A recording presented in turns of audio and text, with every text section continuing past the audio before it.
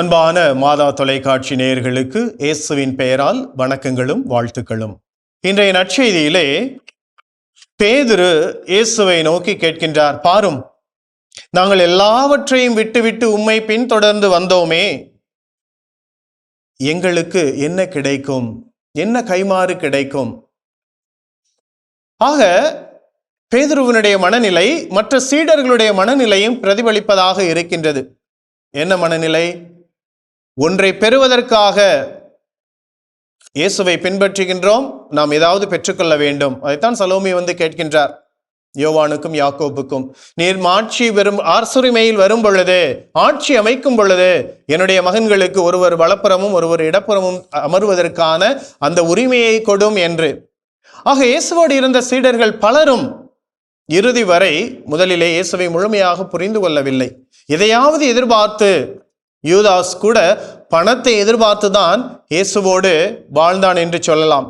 ஆக அந்த ஒரு எதிர்பார்ப்போடு அவர்கள் வாழ்ந்தார்கள், பிரதிபலனை எதிர்பார்த்து வாழ்ந்தார்கள்.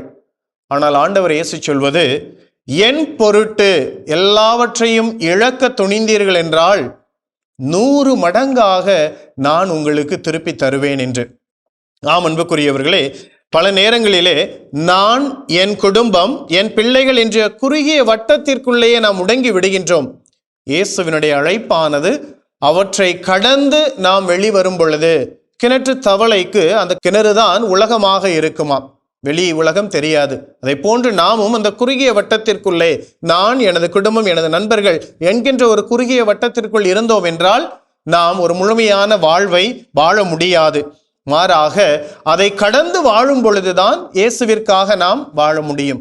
அதாவது இயேசுவிற்காக வாழ்வது என்பது ஒரு காயானது கனியாவதை போன்று. காய் எவ்வாறு கனியாகின்றது? காய் பல்வேறு நிலைகளை தாண்டி கனியாக மாறுகின்றது.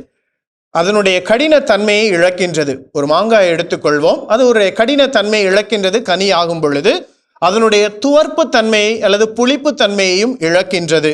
அதே போன்று அது காயாக இருக்கும் பொழுது மரத்தை கடினமாக பிடித்து கொள்ளுகின்ற அந்த இறுக பற்றி கொள்ளக்கூடிய அந்த தன்மையையும் இழந்து விடுகின்றது. அதே போன்று அதனுடைய அருமையான அந்த நிறம், பச்சை நிறமானது இன்னும் அழகான மா நிறமாக, மஞ்சள் நிறமாக, சிவப்பு நிறமாக அது மாறுகின்றது. இது அந்த காயானது இழப்பது. இழந்து நிறைய அது பெற்றுக்கொள்ளுகின்றது, நறுமணத்தை பெற்றுக்கொள்ளுகின்றது, கவர்ச்சியை பெற்றுக்கொள்ளுகின்றது, ஈர்ப்பை பெற்றுக்கொள்ளுகின்றது. அதே வேளையிலே கல்லடியையும் பெற்றுக்கொள்ளுகின்றது. இதை போன்றுதான் நாம் இயேசுவை பின்பற்றக்கூடிய வாழ்க்கை. இயேசுவுக்காக நாம் பலவற்றை இழக்க துணியும் பொழுது நிறைய ஆசீர்வாதங்களை பெற்றுக்கொள்ளுகின்றோம், அளவில்லா நலன்களை பெற்றுக்கொள்ளுகின்றோம்.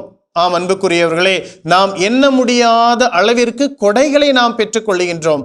சில நேரங்களிலே நாம் நினைப்போம், இவற்றையெல்லாம் இழந்தேன் என்றால் எனக்கு என்ன ஆகும் என்கின்ற ஒரு பயம், பதற்றம்.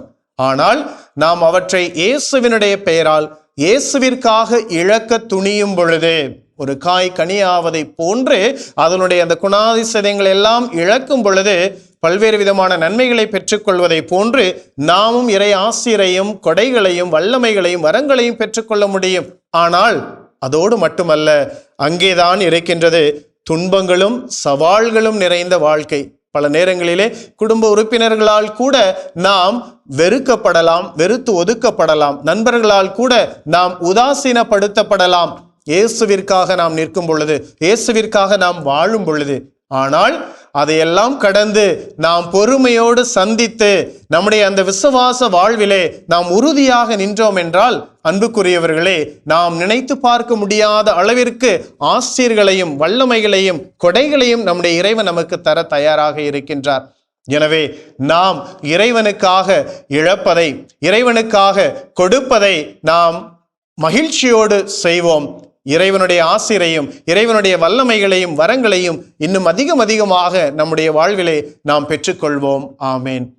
இயேசுவுக்கே புகழ், இயேசுவுக்கே நன்றி. மரியே வாழ்க.